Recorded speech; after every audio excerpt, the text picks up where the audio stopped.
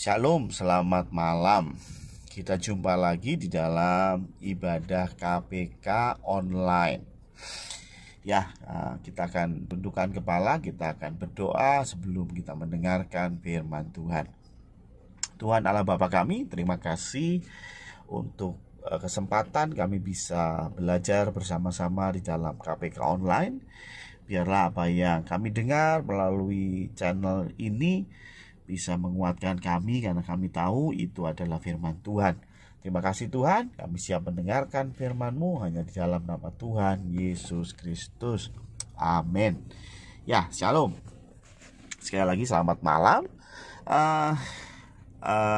KPK pada hari ini diambil dari lanjutan minggu yang lalu. Kita belajar dari Lukas 14 ayat 1 sampai dengan 6. Bagaimana Tuhan Yesus menyembuhkan orang di hari Sabat, dan itu menjadi perbantahan bagi orang Farisi, orang ahli Taurat. Sekarang kita akan masuk ke Lukas 14 ayat 7 sampai dengan ayat 11. Demikian firman Tuhan. Judulnya tempat yang paling utama dan yang paling rendah. Ayat ke-7.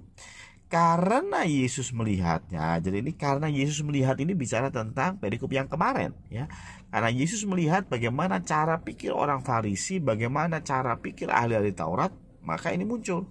Karena Yesus melihat bahwa tamu-tamu berusaha menduduki tempat-tempat kehormatan, Ia mengatakan perumpamaan ini kepada mereka. Kalau seorang mengundang engkau ke pesta pernikahan, janganlah duduk di tempat kehormatan. Sebab mungkin orang itu telah mengundang seorang yang lebih terhormat daripadamu. Jadi dalam satu acara menurut adat Yahudi itu ada tempat-tempat VVIP. Ada tempat yang paling baik sampai yang biasa, yang kurang terhormat. Karena itu contohnya di sebelah kanan, sebelah kanan tuan rumah itu adalah tempat terhormat, sebelah kanan dan kiri. Semakin dekat dengan tuan rumah itu semakin terhormat, Nah, rupanya Tuhan bilang kalau seorang mengundang ke pesta perkawinan, jangan duduk di tempat kehormatan. Jangan duduk di tempat yang sudah disediakan untuk VVIP. Sebab mungkin mungkin tuan rumah telah mengundang seorang yang lebih terhormat daripadamu. Supaya tuan rumah yang mengundang engkau dan dia jangan datang dan berkata kepadamu, berilah tempat ini kepada orang itu. Lalu engkau dengan malu harus pergi duduk di tempat yang paling rendah, Jadi jangan sampai nanti ada orang yang lebih terhormat dari kita dan kemudian tuan rumah ngusir kita. Pindah tempat ini buat Pak Gubernur, Kita merasa kita sudah terhormat, ternyata ada gubernur datang. Kita merasa kita gubernur, ada Pak Presiden datang, Ayat 10, tetapi apabila engkau diundang, pergilah duduk di tempat yang paling rendah. Mungkin tuan rumah akan datang dan berkata kepadamu, sahabat, silakan duduk di depan, dan dengan demikian engkau akan menerima hormat di depan mata semua tamu yang lain. Lebih baik duduknya yang di belakang aja, di tempat yang biasa, di tempat yang rendah.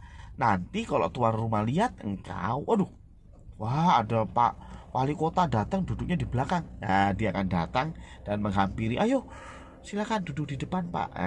Ini malah jadi lebih terhormat daripada lebih dihormati, dilihat terhormat di depan semua tamu yang lain. Ayat 11, sebab barang siapa meninggikan diri, ia akan direndahkan, dan barang siapa merendahkan diri, ia akan ditinggikan. Menarik, Ini Tuhan Yesus omong di depan orang Farisi. Ini kalau saya bisa kasih judul, judulnya tidak lain dan tidak bukan kesombongan, Kenapa sih Tuhan Yesus bilang begini di hadapan orang Farisi dan ahli-ahli Taurat, Karena ini kondisinya adalah di rumah pemimpin orang-orang Farisi waktu itu, Jadi kondisinya berarti tentu yang datang orang-orang Farisi semua nih, Rupanya orang Farisi ini orang yang sombong, Orang sombong itu seperti apa sih? Yang pertama, orang sombong itu merasa dirinya yang paling, begitu ya. Makanya tadi dikatakan duduklah di tempat yang biasa aja, jangan diduduk di tempat kehormatan ya. Sedangkan orang-orang Farisi, orang-orang sombong lah ya, saya bisa bilang orang-orang sombong ini merasa dirinya yang paling terhormat, sehingga dia ingin berada duduk di tempat kehormatan ya. Padahal firman Tuhan bilang, hati-hati, nanti kalau ada orang yang lebih daripada kamu datang, kamu akan disuruh pindah, begitu ya. Itu akan malunya setengah mati. Nah, karena itu duduklah di belakang. Tapi orang Farisi, orang sombong, selalu berpikir bahwa dirinya itu number one ya. Dirinya itu nomor satu ya. Ketika berada di undangan pesta atau di gereja, mungkin orang sombong akan merasa dirinya harus disapa Pak Gembala. Yang lain nggak disapa nggak peduli, yang penting saya disapa ya. Kalau saya nggak disapa, wah ini Pak Gembalanya yang salah. Contohnya begitu. Ini orang-orang sombong ya, yang merasa dirinya yang paling ya. Dan yang kedua, orang sombong itu seperti apa? Orang sombong ini adalah orang-orang yang sulit untuk diberitahu ya. Karena tidak hanya merasa paling terhormat, tapi juga paling pinter ya. Jadi orang sombong itu bisa jadi dia orang yang sombong dalam hal pemikiran. Dia merasa dirinya paling pinter, paling benar ya. Makanya sekali lagi konteks kita Farisi juga begitu. Di minggu yang lalu kita belajar bagaimana Tuhan Yesus bilang, nih ada orang sakit nih hari Sabat, boleh gak saya nyembuhin? Nah, sekali lagi orang Farisi merasa paling benar, sehingga dia bilang kalau menyembuhkan di hari Sabat itu gak boleh. Tapi Tuhan Yesus terabas aja itu ya. Itu kan menurut Anda, menurut saya gak selesai gitu ya. Jadi orang sombong, dia berpikir dia yang paling benar, orang lain yang salah ya. Orang lain yang salah. Ketika ada beberapa anak buahnya harus meregang nyawa tertembak, langsung menuduh pelanggaran HAM. Ini pelanggaran HAM berat, ini tidak bisa dibiarkan. Tetapi kalau anak buahnya bakar gereja, anak buahnya mukulin, bahkan membunuh, ya dia bilang, oh tidak, ini memang cara kami menutup orang yang jualan. Oh ini memang cara kami ya. Ya ini namanya orang sombong, merasa paling benar, liane salah ya. Begitu juga yang ketiga, orang sombong ini orang yang tidak peduli dengan orang lain ya. Tidak punya rasa, tidak peduli lah ya, tidak peduli dengan orang lain, tidak punya simpati dan empati kepada orang lain ya. Apa maksudnya tidak memiliki simpati dan empati? Jadi orang lain dia masa bodoh, yang penting saya dapat ya. Orang lain gak dapat gak apa-apa, yang penting saya dapat. Orang lain tidak dihormati itu wajar, tapi saya harus dihormati ya. Orang lain jadi salah itu wajar, tapi saya gak boleh salah. Orang lain nggak punya uang buat makan itu wajar, tapi yang sepenting saya nggak ya. Jadi orang sombong itu tidak bisa merasakan kesulitan, kesusahan orang lain. Baru-baru ini ada seorang anggota DPR yang cari panggung, kalau saya bilang ya, cari panggung. Dia mempermasalahkan vaksin ya. Tapi ujung-ujungnya yang saya lihat kesombongannya adalah apa? Dia bilang begini, kalau saya harus didenda daripada kalau saya nggak mau divaksin dan harus didenda 5 juta, saya akan memilih didenda. Saya milih bayar denda daripada divaksin. Dia bilang begitu ya. dia memilih bayar 5 juta daripada divaksin. Saya sama anak-anak saya semuanya begitu. Waduh, saya agak miris karena apa? Ini anggota dewan yang tidak punya rasa simpati dan empati kepada rakyat. Kenapa saya bisa bilang begitu? Bayangkan rakyat yang saat ini sedang terpukul ekonominya. Dia bilang, kalau didenda 5 juta saya bayar. Ya oke lah, Anda punya duit. Mungkin buat Anda 5 juta itu ringan. Tetapi belajarlah punya empati, punya simpati kepada rakyat lain, kepada orang lain. Ada begitu banyak orang di Indonesia ini yang buat mereka punya 5 juta itu hanya impian. Ya, mereka nggak pernah pegang uang 5 juta. Ya, buat mereka 5 juta itu gede banget. Ya, tapi dengan sombongnya seorang anggota dewan bilang, saya akan bayar itu denda 5 juta. Ya buat dia memang tidak ada nilainya 5 juta. Mungkin buat makan siang aja dia habis 10 juta. Tapi buat banyak orang yang dia wakili, 5 juta itu besar. Ya. Ini orang sombong ini. Ya. Bagaimana dia tidak menempatkan dirinya di dalam kacamata orang lain.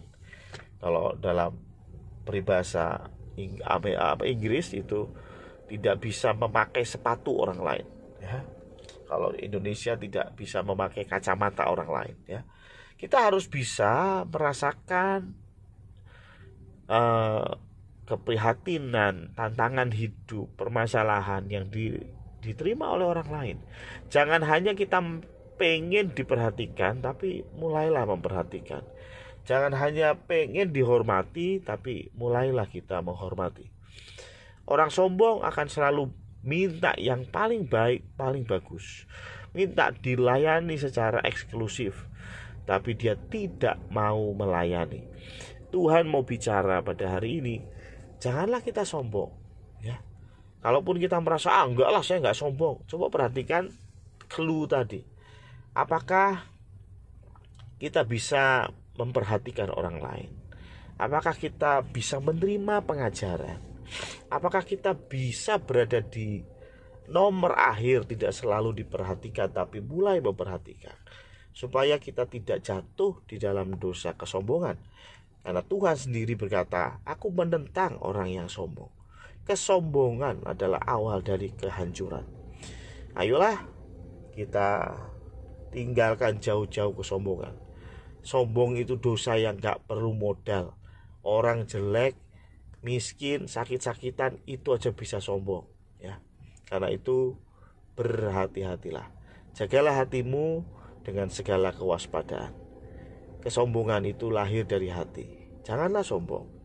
Tetapi biarlah kita sadar bahwa apa yang kita miliki, harta kekayaan, kedudukan, mungkin tubuh yang gagah dan cantik, itu semua adalah pemberian Tuhan. Ketika kita tahu kebenaran ini, bahwa hidup kita milik Kristus, seharusnya kita bukan orang yang sombong. Karena kita tahu semuanya bukan milik kita, hanya diberikan oleh kasih karunia Tuhan.